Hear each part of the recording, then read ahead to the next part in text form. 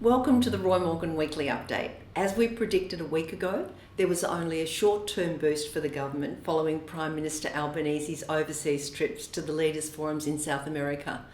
This week, coalition support increased at the expense of the ALP. The coalition on 51% was up 2% from a week ago and is now ahead of the ALP on 49% on a two-party preferred basis.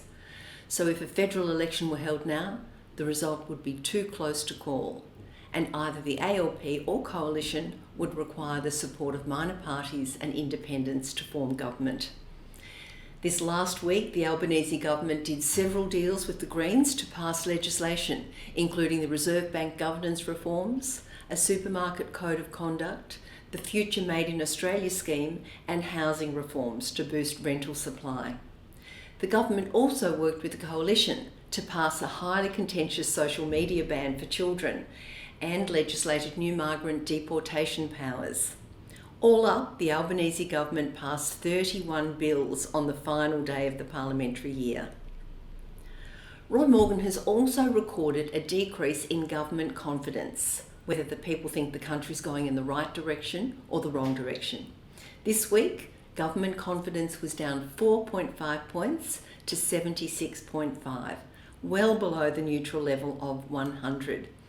A majority of Australians say the country's going in the wrong direction, that's 55.5%, and only 32% say the country's going in the right direction.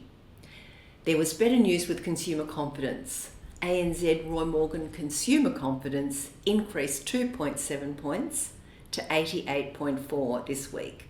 That's the highest consumer confidence since May 2022. Now, powering this increase in consumer confidence was a sharp jump in buying intentions. With 31% of Australians, that's up 7% of Australians last week saying it was a good time to buy major household items.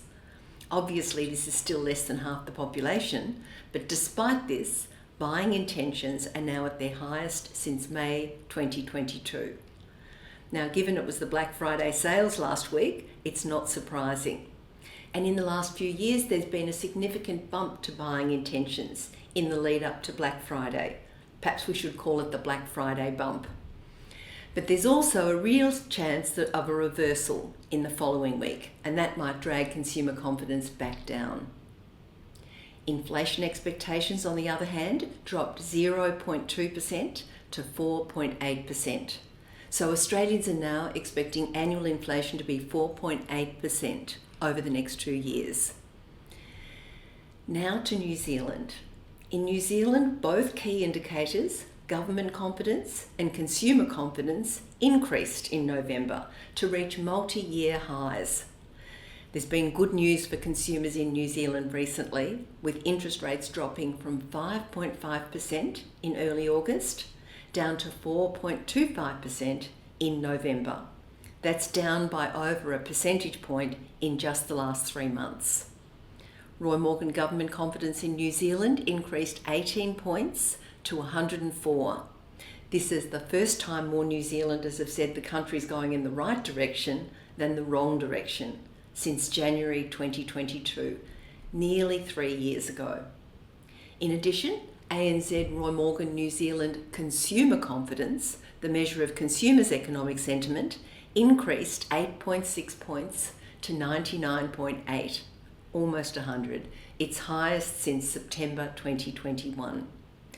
We've seen repeatedly over many decades that when interest rates come down, consumer confidence goes up.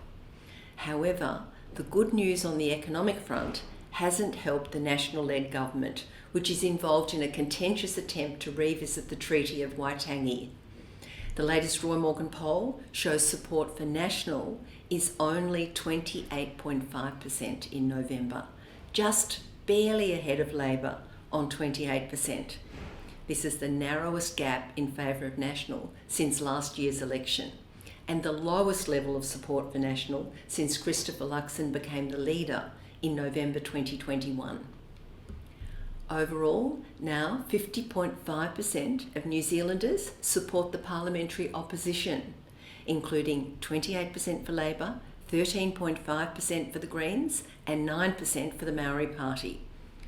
Only 44% support Christopher Luxon's National-led government, including 28.5% for National, 9% for ACT and 6.5% for New Zealand First.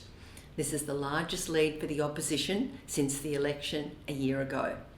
And that's a wrap.